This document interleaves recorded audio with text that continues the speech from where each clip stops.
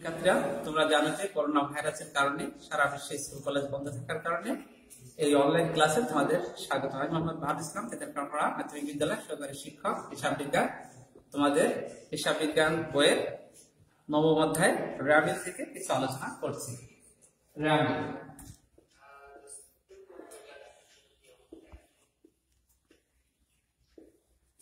রামিল আসলে কি? রামিল আসলে কোনো হিসাব নয়, এটা হলো একটা নির্দিষ্ট দিনে খতিয়ানের উদ্বৃত্তগুলোকে একটা পৃথক কাগজে লিখে ডেবিট যেগুলো ডেবিটে এবং ক্রেডিট যেগুলো ক্রেডিটে লিখে দুই পাশে যোগফল যদি সমান হয় তাহলে রামিলটা মিলে যাবে।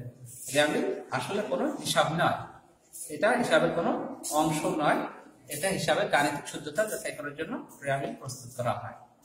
রামিল তৈরির উদ্দেশ্য হলো যে খতিয়ানের যেগুলো সব একসাথে পাওয়া যায়, জাবেদা বা দুতরফা দাখিলা পদ্ধতিতে কোনো ভুল ত্রুটি হয়েছে কিনা সেটা উদ্ঘাটন করা যায়। বিষয় দায় বিবরণী তৈরি সহজ হয়, আর্থিক বিবরণী তৈরিতে সময় এবং শ্রম কম লাগে। ইন্টারন্যাশনাল অ্যাকাউন্টিং স্ট্যান্ডার্ড কমিটি কর্তৃক রামিলে কোনো স্বীকৃত ছক প্রদান করা হয়নি, তবে আমরা সচরাচর একটি ছক আমরা প্রদান করে থাকি। ছকটি হলো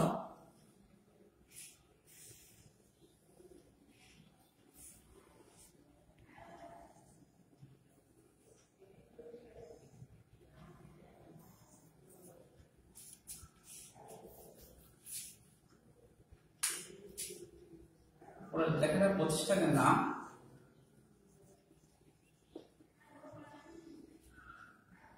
রামিল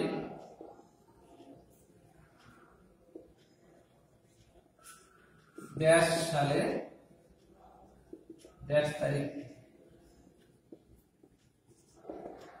রামিলের ছকে 5টি ঘর থাকে। প্রথম ঘরের নাম হলো কোড নং অবলিক ক্রমিক নং, হিসাবের নাম, খতিয়ান পৃষ্ঠা, ডেবিট টাকা, ক্রেডিট টাকা।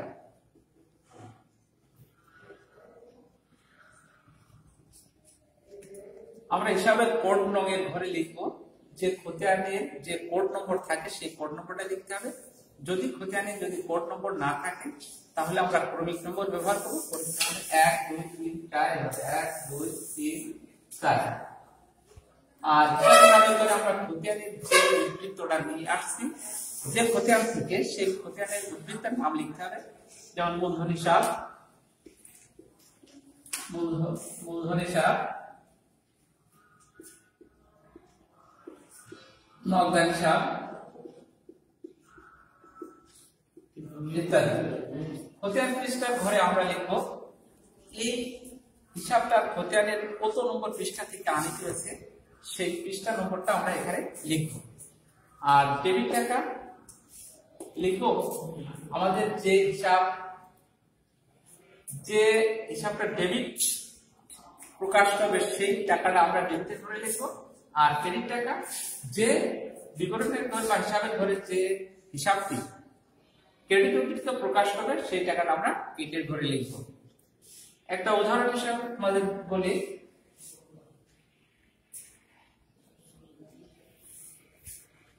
বনানী স্টোর,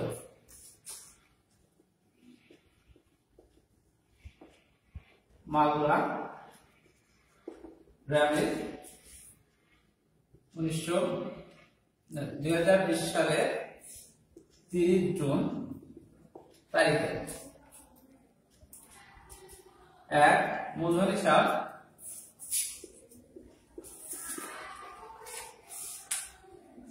মূলধন হিসাব ক্রেডিট প্রকাশ করে 1 লক্ষ টাকা।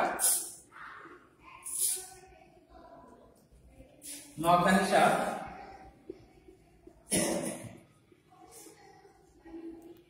নগদান হিসাব ডেবিট সূত্রে প্রকাশ করে 80,000।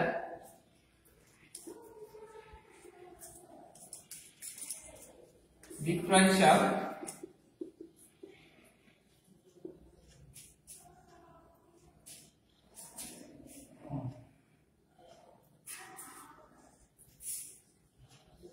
বিক্রয় 80,000,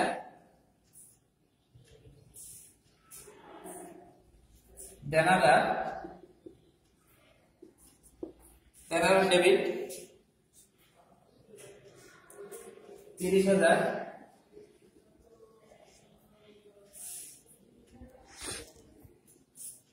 পাওনাদার ক্রেডিট 10,000, ক্রয়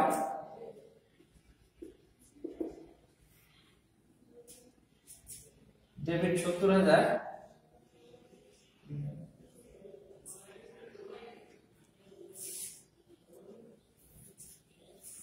বেতন ডেবিট 10,000,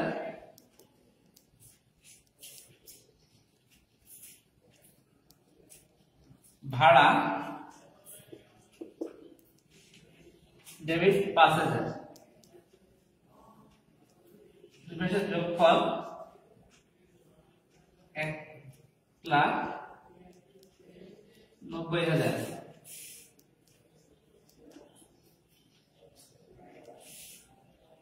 হিসাবের নিচে যোগফলের নিচে দুটি টান দেব আর টোটালের ঘরে মোট লিখবো। আমরা দেখলাম যে দুই পাশের যোগফল মিলে গেছে, তাহলে লেআউটটি সঠিক হয়েছে বলে আমরা ধরে নেব। শিক্ষার্থী তোমাদের সবাইকে ধন্যবাদ জানিয়ে আজকের মতো ক্লাস শেষ করছি।